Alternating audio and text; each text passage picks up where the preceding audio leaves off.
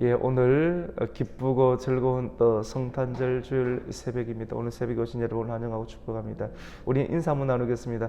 메리 크리스마스. 예, 오늘 드디어 성탄절입니다.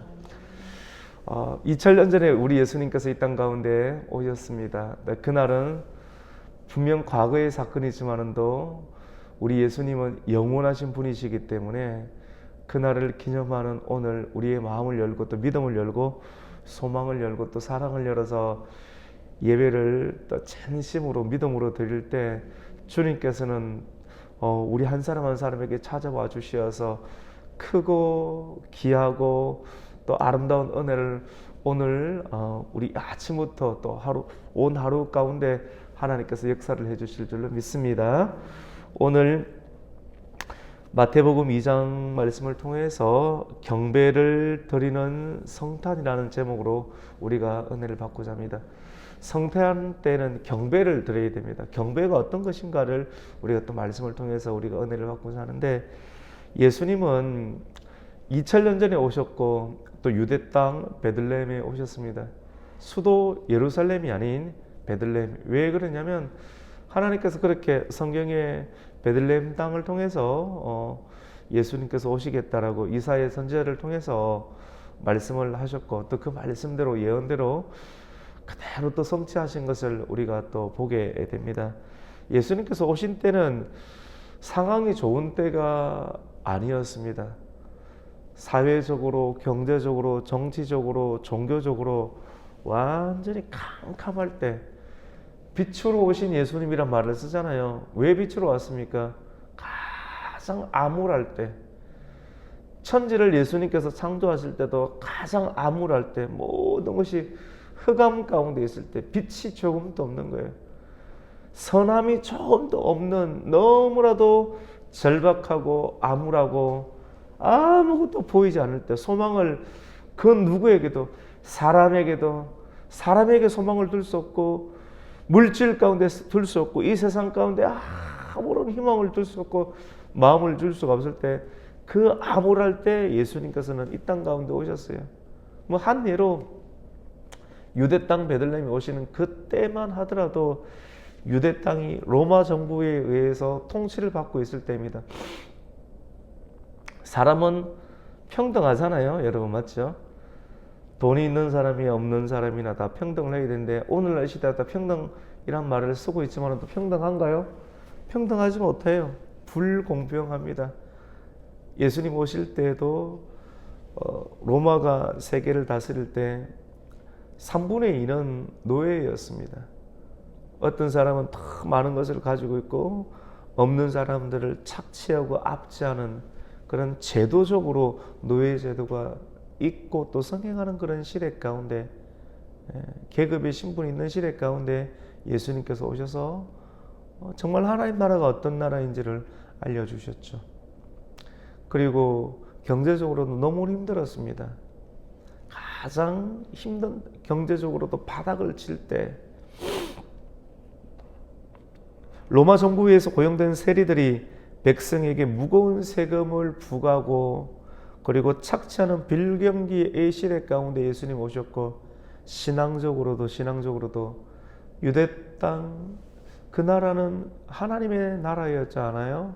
그런데 하나님께서 경건한 사람들로 하여금 제사장을 세우라, 하나님 말씀하시는 것은 아론 계열의, 레위 계열의 사람들을 통해서 하나님 일을 하라라고 말씀이 있음에도 불구하고 말씀이 말씀대로 선포되지 못하고 로마의 사람들에 의해서 그리고 대제사장들에 의해서 세워진 그런 시대, 말씀의 불이 전혀 없는 시대, 캄캄해요.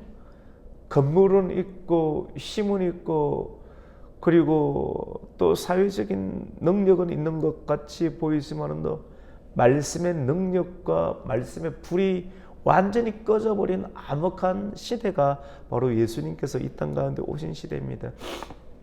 그래서 빛으로 오신 예수 그리스도, 세상의 소망이 되신 예수 그리스도, 우리는 그 예수님을 믿고 있거든요. 그래서 환경적으로, 사회적으로, 물질적으로 그리스도인이 너무너무 힘들고 바닥을 치는 것처럼 보인다 할지라도 그때도 우리에게는 소망이 있는 이유가 예수님께서 그런 상황 가운데서도 보통의 사람은 피하잖아요.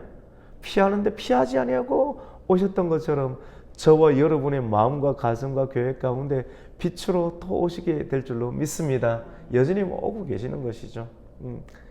성탄이 12월 25일만 성탄이 아니라 날마다 성탄이 되기를 주님의 이름으로 축원합니다. 날마다 우리가 그 믿음을 가지면 날마다 성탄을 경험할 수가 있게 되는 거예요. 그래서 항상 기뻐할 수가 있죠, 맞죠? 그 믿음이 그렇게 중요한 겁니다. 예수님께서 이 땅 가운데 오실 때 그 땅을 다스리고 있는 왕이 있었습니다. 로마 정부에 의해서 세워진 그런 사람인데 헤롯 대왕이라는 사람이 있습니다. 헤롯이라는 사람은 유대인이 아닌 에돔 사람이었습니다. 에돔 사람과 유대인은 쌍극이죠, 맞죠? 이런 쌍극을 이용을 해서 헤롯이라는 사람이 유대인인 정통 유대인이 아닌 에돔 사람이라는 관계를 이용을 해서 정권을 유지하고 그 정부의 힘을 유지하는 것이 세상 정부의 그런 관행이고 모습입니다. 로마 정부는 이것을 교묘하게 이용해서 헤롯이라는 에돔 사람이 유대인들을 끊임없이 통치할 수 있도록, 하나님의 정부는, 하나님 나라는 어떻게 보면 유대인들에 의해서 그 나라가 계속 이루어졌는데 세상의 나라는 에돔과 그리고 유대인의 그런 기가 막힌 관계들, 미묘한 갈등들을 이용해서 세상의 정부를 유지하는 것, 그 속에서, 그 틈바구니 속에서 살아가는 것이 오늘 우리의 그런 현실의 모습이지 않습니까? 헤롯이 예루살렘을 통치하고 있을 때 성경에 보면 동방에서 박사들이 찾아왔답니다. 이 말도 참 충격이죠. 이방인 유대인을 철저하게 간음하는 그런 시대였는데 표면적으로는 그렇게 이방인, 하나님을 알지 못하는 사람 이렇게 알고 있었지만도 하나님을 정말로 알고 있는 유대인들이 예수님이 이 땅 가운데 오셨을 때 예수님을 경배했는가? 경배하지 않았거든요. 그런데 하나님을 알지 못하는 동방에서 온 사람들, 아주 멀리 떨어져 있는 사람들이 하나님께서 조금의 힌트를 주신 거예요. 일반 계시적인 차원에서 별을 연구하는 그들 가운데 하나님께서 힌트를 주셨는데 그 힌트와 같은 건 복음을 듣고도 작은 복음과 은혜에 이끌려서 순종하고 경배하고 자신을 헌신하여서 예수 그리스도, 아기 예수 그리스도 앞에 경배하는 그런 모습을 보여주고 있습니다.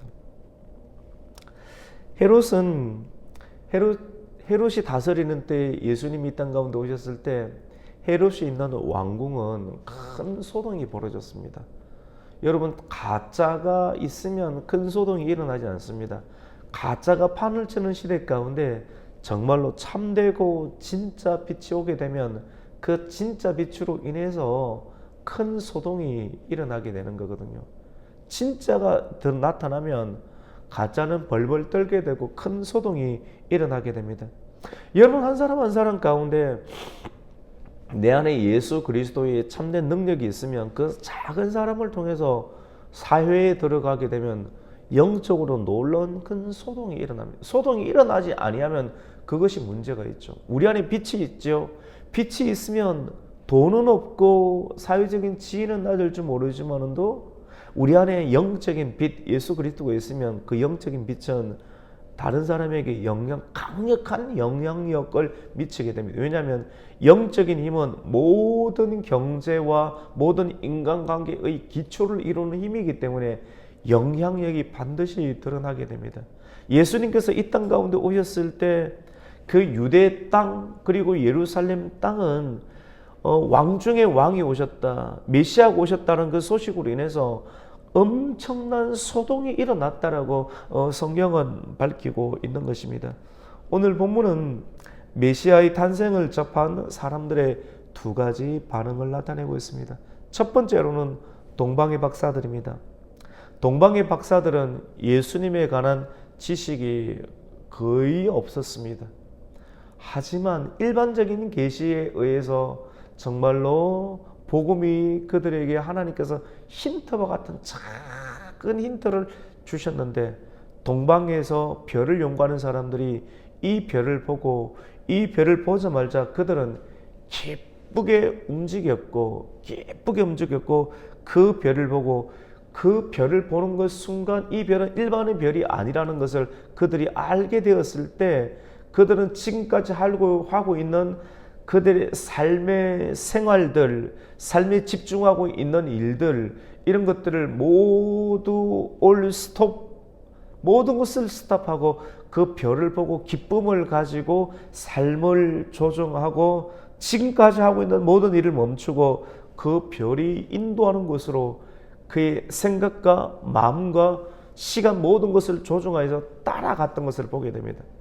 여러분, 동방에 있던 사람들이 낙타를 타고 예물을 들고 예루살렘까지 온다는 것은 지금 자기가 하고 있는 계획, 그리고 자기가 집중하고 있는 것들을 모든 것을 내려놓고 그 별을 따라간 것 아니겠어요? 우리 가곡교회의 목표처럼 예수님만 따라가는 것 아니겠어요? 놀라운 일이지 않습니까? 그들이 예수님에 대해서 뭘 알아요? 지식도 없고 열정도 없었는데 하나님께서 이방인들 가운데 한 번 힌트를 주었는데 그 힌트 하나 가지고 모든 것을 정리하고 예수님께 경배하러 오는 동방박사의 모습을 보여주고 있습니다. 마치 성경에 우리의 믿음의 조상이었던 아브라함이 본토와 친척 아비 집을 떠나라고 했을 때 그에게 성경 구절을 100구절을 외웠습니까? 성경 구절을 몰라요. 그런데 하나님이 정말로 그에게 말씀의 빛으로 자기 자신을 계시해 줬을 때 그것으로 인해서 그의 모든 전생애와 삶과 가장 소중한 것들을 버리고 주님을 따라갔던 아브라함처럼 동방박사는 자기가 별을 보고 난 이유 가운데 먼 거리에서 시간을 들이고요.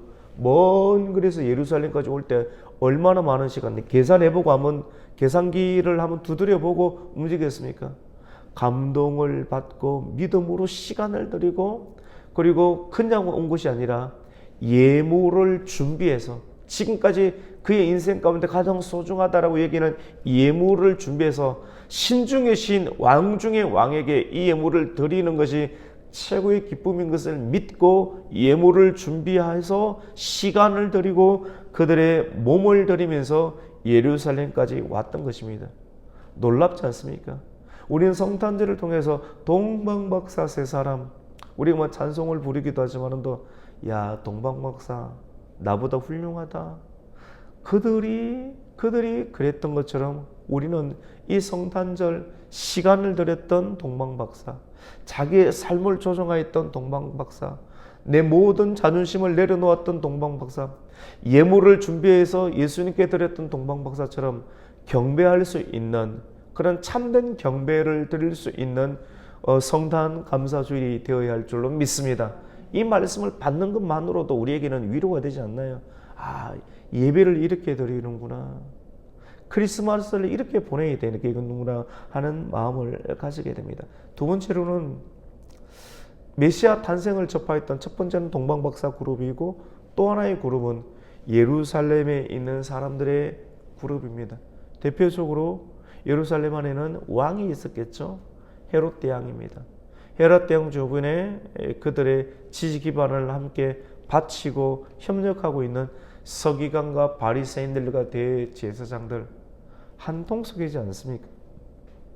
분명 각각의 일들을 감당해야 되지만도 하나의 목적을 가지고 기독권을 가지고 유지하는 그런 세력들입니다. 이 세력들은 메시아 탄생이라는 똑같은 소식을 접했어요. 똑같은 복음을 접했지만도 한 그룹은 엎드려 경배하고 모든 시간과 물질과 좋은 것들을 예수님께 드리는 방향성을 조정하는 인생을 사는 그룹이 있는가 반면에 이 헤롯과 서기관과 대제사장 그룹들은 전혀 다른 반응을 보입니다. 복음을 접하고 나서 기뻐하고 엎드려 경배하기보다는 기쁘지 않고 마음이 불안합니다. 성경을 그렇게 많이 알고 있는 서기관들은 이사의 말씀을 연구했기 때문에, 그리고 미가서의 말씀을 연구했기 때문에 베들레헴에서 메시아가 나타나리라는 걸 알고 있었습니다.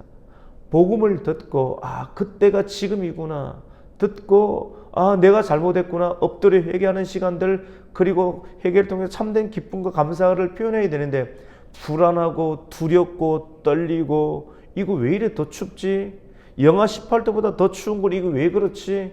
왜 그러냐? 그 안에 하나님을 사모하는 마음이 전혀 준비되지 않았어요. 지식은 있어요. 여러분, 지식이 있으면 뭐합니까? 썩은 지식입니다. 나 자신의 왕됨을 유지하는데, 기득권을 유지하는데 필요한 지식, 하나님을 향하고 있지 않은 지식들은 아무 쓸데가 없는 것 아니겠어요? 오히려 그들은 예수님을 죽이려고 하는 일들 가운데 그들의 힘을 쓰고 지식을 사용하는 그룹이었습니다. 여러분, 헤롯 나오잖아요. 헤롯. 우리 오늘 마태복음 2장 1절부터 12절까지 읽었는데 우리 1절 말씀을 같이 한번 읽습니다. 시작. 헤롯 왕 때에 예수께서 유대 베들레헴에 나심에 동방으로부터 박사들이 예루살렘에 이르러 말하되, 헤롯이 가장 먼저 나오잖아요. 헤롯이란 말의 뜻은 여러 가지가 있는데, 헤롯은 영웅이란 뜻을 가지고 있습니다. 그리고 야망이란 뜻을 가지고 있습니다. 사람들은 영웅을 원하죠. 시대가 어려울 때, 난세 때 영웅을 원합니다. 영웅이 일어나면 박수를 치고, 너무너무 힘들잖아요. 이 월드컵 때 보니까 우승을 아르헨티나가 했더라고요. 메시가 참, 제가 보더라도 메시가 사람이 참 온유해 보이고 참 좋아 보이고, 제가 보도 박수를 보내고 싶어요. 메시를 비난하는 그런 내용이 아니에요. 그런 내용이 아닌데, 그런데 시대가 어렵고 난세가 되면 사람들은 영웅을 원합니다. 우리 조선시대 우리나라에도 영웅 이순신이 있지 않습니까? 시대가 어려우면 사람들은 영웅을 원해요. 헤롯이라는 이름은 영웅이란 뜻이 있고 야망이란 뜻이 있습니다. 마태복음 2장 1절은 헤롯 왕 때에 예수님께서 베들레헴에 나타났다. 영웅이 있을 때, 그리고 야망이 있을 때 예수 그리스도께서 이 땅 가운데, 영웅이 있고 야망이 있으면 예수님을 정말 원할까요? 예수님을 원하지 않습니다. 예수님은 영웅의 모습으로 이 땅 가운데 오시지 않습니다. 야망이 있는 채로 오시지 않습니다. 정말로 낮고 낮은, 사람들이 관심을 가지지 아니하는 하나님 나라의 가치를 가지고 이 땅 가운데 오심을 보게 됩니다. 제가 목사가 되고 계속 성경을 연구하고 삶과 부딪히면서 살아가면서 깨닫게 되는 것 중에 하나가, 세상의 상업적인 방법으로 교회가 운영되지 아니하고 이 땅 가운데 예수님께서 하나님 나라를 운영하지 않더라는 사실입니다. 여전히 그런 마음들이 꿈틀거리고 있어요. 사람들에게 인정받고 싶은 욕구, 그리고 더 재미있어야 되는 욕구. 재미, 인정, 우상 아니에요? 우상이더라고요. 재미있어야 교회 가지. 많은 사람들 오려고 하면 뭔가 모르게 화려함이 있어야 돼요. 그거 다 우상 아니에요. 예수님은 그러한 방식으로 오지 않았다는 것. 이것 말고 다른 것을 찾아야 하기 때문에 성경 위에 다른 것들을 설교 가운데 채워야 되지 않습니까? 사람들의 귀를 즐겁게 하는 모습들. 그래서 사람들이 모이는 것이기 때문에 참 많이 부딪혀요. 근데 부딪히면서 조금씩 그 희미함 가운데 참된 꺼지지 않는 하나님의 불이 있다는 것을 우리가 깨닫게 되고, 저도 발견하게 되고, 정말 이렇게 살아야 되겠구나 라는 마음을 계속해서 들게 됩니다. 여러분, 내 안에 예수 그리스도가 아닌 헤롯이 있으면, 내 안에 예수 그리스도의 의가 아닌 야망과 영웅이라는 헤롯이 내 안에 있으면, 예수님이 오셨다라고 하는, 메시아가 오셨다는 소식을 듣고 엎드려 동방박사처럼 경배하는 것이 아니라 예수님을 죽이려고 합니다. 시기하고 질투하고, 그리고 표면적으로는 동방박사가 왔을 때 나도 예수님께, 그 유대의 왕으로 오시는, 왕 중의 왕으로 메시아께 엎드려 경배하고 싶으니까 언제 발견하게 되면 나에게 꼭 알려달라. 거짓으로 말하게 돼요. 오늘날 시대에 얼마나 많은 사람들이 거짓말을 합니까? 속아요. 사람들을 얼굴 표정을 보면 속아요. 웃고 있는데 웃고 있는 게 아니에요. 잘해주는데 잘해주는 것도 아니에요. 내 안에 참된 복음이 없고 예수 그리스도가 없으면 헤롯처럼 동방 박사들과 대화를 나누면서 박사들 얼마나 수준이 있습니까? 박사들도 속았어요. 예수님을 발견하면 나에게 꼭 연락을 달라. 연락을 주면 나도 가서 그 예수님께 경배하겠다. 야, 같은 편이라고 생각하는데 나중에 오늘 본문의 끝에 보면 하나님께서 동방 박사가 예수님을 만났을 때 사람을 넣어서 헤롯 대왕에게 알려주려고 할 때 꿈으로 나타나서 그냥 집에 가라 이렇게 알려주는 그런 내용들을 보게 됩니다. 여러분, 교활하고 악하고 위세와 폭력을 앞세운 헤롯은 하나님 나라의 정부의 권세를 가진 예수 그리스도의 태어나심을 기뻐하지 않습니다. 이사야서 말씀 가운데 그때 그 당시 예수님께서 태어나실 때 그때 700년 전에 그때로부터 700년 전에 이사야를 통해서 예수님이 태어나심을 예언을 했거든요. 그의 어깨에는 정사를 메었다 라는 말이 있거든요. 정사는 정부의 일입니다. 이 세상의 일이 아닌 하나님 나라의 정부의 권세와 일을 그의 어깨에 메고 이 땅 가운데 오셨다라고 하는 겁니다. 사회적으로 빈곤하고 그리고 노예가 심하고 뭐 인간적으로 이걸 해방하는 개념이 아니에요. 그런 해방신학적 개념이 아니에요. 하나님 나라의 그런 정부의 힘은 총과 칼의 문제로 모든 것을 엎어버리는 그러한 투쟁의 개념이 아닙니다. 예수님은 어떻게 투쟁하셨어요? 십자가의 능력으로 투쟁하셨거든요. 전복시키는 그런 개념이 세상은 전복시키잖아요. 근데 그 개념이 아니었어요. 정부의 권세. 그래서 예수님은 그 정부의 권세를 십자가를 메고 십자가의 권세를 가지고 세상의 정부와 사단의 정부를 깨뜨리면서 하나님 나라의 기초를 세우시며 빛으로 오시고 소망으로 오시고 은혜로 오시는 예수님을 우리에게 말씀합니다. 그 말씀은 지식으로는 결코 우리에게는 돌아올 수가 없게 됩니다. 예수님은 말씀으로 마음으로 받아들이고 믿음을 가지고 우리가 한 걸음 한 걸음 주님과 동행하게 살아가면서 그때 오셨던 주님을 우리 온 세상 가운데 우리의 가정과 우리의 일터 가운데 빛으로 전할 수가 있습니다. 헤롯은 예수님을 죽이기 위해서 예수님을 발견할 수가 없잖아요. 그래서 예수님이 태어난 그 시점으로부터 2살 아래의 모든 아이들을 학대하고 죽이는 일을 시작합니다. 우리 오늘 2장 12절을 읽었는데 우리 16절 말씀 한번 읽겠습니다. 시작. 이에 헤롯이 박사들에게 속은 줄 알고 심히 노하여 사람을 보내어 베들레헴과 그 모든 지경 안에 있는 산의 아이를 박사들에게 자세히 알아본 그때를 기준으로 하여 2살부터 그 아래로 어떻게 합니까? 다 죽이니. 야, 이런 끔찍한. 안에 자기 영웅 심리가 있고 야망이 있는 사람은 자기 기득권을 지키기 위해서 사람을 죽입니다. 그 사람을 죽이지 아니하면 자기가 내려놓아야 되기 때문에 자기의 고난을 우리 예수님 앞에 권리를 포기하고 자존심을 포기하고 모든 것을 엎드려 주님께 드리는, 어떻게 주님께 드려? 이 내 건데 내가 주인이 되고 내 안에 헤롯이 있고 야망이 있으면 내어놓지 않습니다.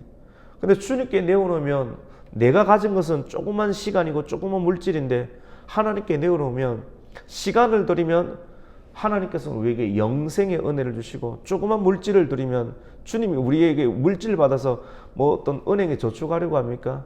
우리가 드리는 가장 소중한 걸 드리면 주님께서는 하나님 나라의 황금과 놀라운 가장 좋은 것들을 우리에게 주실 줄로 믿습니다. 작은 것을 드리면 주님께서는 때를 따라 우리의 필요를 채우고 주님이 그 돈이 필요한 게 아니에요.